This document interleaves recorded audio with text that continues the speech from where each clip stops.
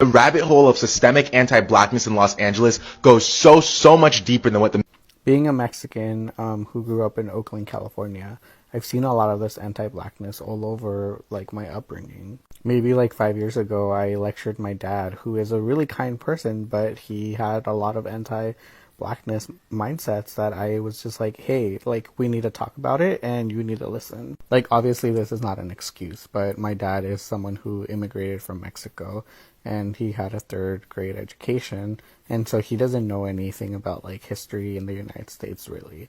So I remember sitting down in the car and I was like, hey dad, do you understand why there's a lot of homeless people in Oakland, and like why are you making these comments about like how Oakland in like certain parts of the neighborhood are dangerous just because there's black people? It's not okay.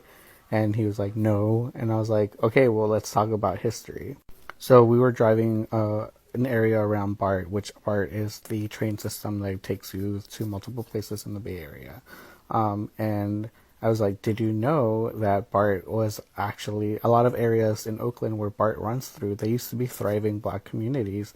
Like there would be shops, like houses, and like it was actually really successful. But because white people got together and they said, I don't want BART to go through my place, you should take their land. They did. They like created an unstable environment for black people to be able to continue to thrive. And I was like, imagine having a shop and like it being taken away, and like just because that's where they want to put the system, like this train system, and it's going to create an unstable environment for generations to come. And that's just one thing that they had to deal with. And I was like, there used to be redlining too, and I explained some of that. I explained like how the government planted drugs into certain neighborhoods, and that created a really unstable environment for many other reasons. And basically I just told him like, I don't want to hear you making comments like this, and I want you to like think deeper about when you see homeless people or you see violence, like what could be a deeper reasoning why this is happening in our community. And to see like politicians though who are supposed to be well educated and are supposed to be representing like people and helping our communities out, like it is so infuriating, and like it's actually really sad.